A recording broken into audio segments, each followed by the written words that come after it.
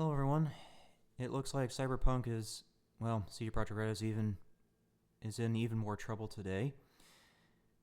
There has been a lot of videos regarding this, so I will give a summary and then share my thoughts. Okay, quick summary is that people are thinking that Sony has an ulterior motive due to the fact that both Microsoft and Sony go through quality checks before a game is even allowed on their store. Another reason that they seem to think this is because there has been worse game launches like Anthem. So that's really going to be like the short version of it. At least that seems to be the biggest one. So I can agree that there is a chance that there is an ulterior motive, or at the very least, Sony and Microsoft ignored the performance issues from the very start to make money. After all, Cyberpunk is or was one of the most hyped games of our time. So obviously there's money to be made with that. Any company is going to jump on the money bandwagon. I think that maybe people are taking this a bit too far, and I'll show an article related to that here in a bit, but CD Projekt Red did with the Witcher 3 game. Now, if this was their only game, then I would have a different standpoint, but it's not. Witcher 3 proved that they can produce a quality game. For some odd reason, it didn't happen this time, but I think with time, they can correct it. We will have to see what happens, but I think that people need to slow down and just give CD Projekt Red a chance to fix the situation. If they don't fix the situation, then by all means, you're welcome to take any avenue that you think, within reason, of course. There are certain things that I won't agree with, such as putting a company in the ground and or cancel culture. I don't agree with that, as that's a quick way to ruin companies. CD Projekt Red is one of the few game development companies out there that's trying to do things right and do it differently. That's very rare, and I would hate for CD Projekt Red to be gone in a couple months because people are filing lawsuits or forcing them to give money back. With that in mind, let's flip over to these tabs. When I did a Google search of Cyberpunk and Sony, this came up, this tweet right here that I have highlighted.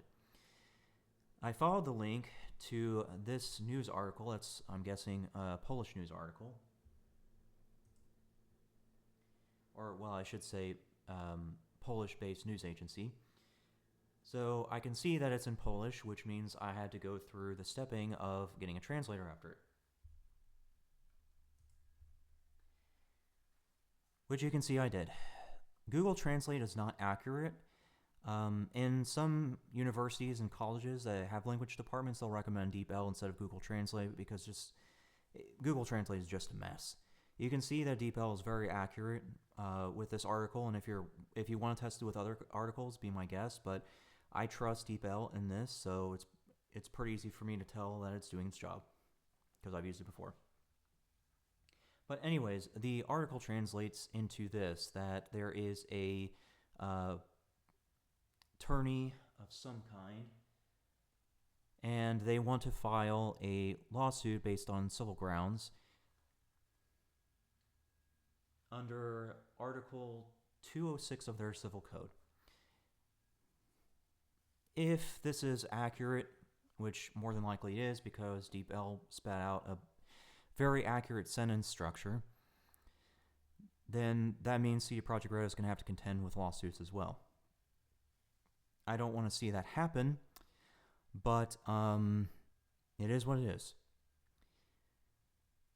This is what I was talking about earlier, where I really don't want people to go this far. Let's just give CD Projekt Red a chance, but I don't think that can be stopped. So, yeah, if they go through with this, there's nothing I can do to stop it, unfortunately. All I can do is just watch it unfold. It is their country and their laws, so at the end of the day, there's nothing to really be said or done here. But that's all I can say on this topic. Let me deviate real quickly into the mod discussion. There has been some confusion regarding the mods. There's not an official mod kit as far as I am aware.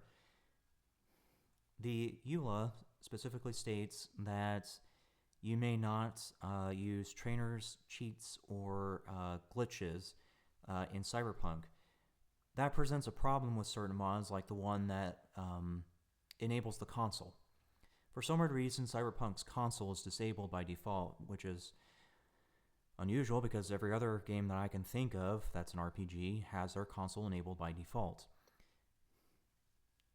Given what the EULA has said about this, that would qualify as a cheat, by definition. So I think the only way that Cyberpunk can truly get itself out of the hole is getting a mod kit. We saw with Skyrim that mods breathe life into it for the longest time ever. People are still streaming Skyrim on Twitch of them modding it. There are people with 500 mods installed. Yes, 500. It's crazy at what the modding community can do. I think that at this point, CD Projekt Red needs to reach out for help in the form of Nexus mods. If there's anyone that can do modding better than, coding or modding better than a dev, it would be Nexus mods.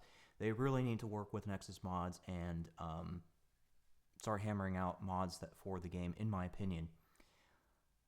While that might be the strongest way to deal with it, there are certainly other avenues, and the only one that I can really talk about is game testers. I have been saying this for the longest time. More companies need to create game testing teams. There has been a few examples of it, but not enough. Phantom Doctrine used third-party contractors to test their game. Fantasy Flight Games has volunteer game testers. Division 2 had that Omega Squad or whatever it was. Those were game testers too. Those are just 3 examples, and there needs to be more than that. The reason is because a lot of these people who get involved in these test groups or programs are veterans of games. They know way more than the average gamer, and in some cases more than the devs themselves. This is because they have unique skill sets, whether that be figuring out the mechanics, min-maxing as it's called, or something else. You will notice that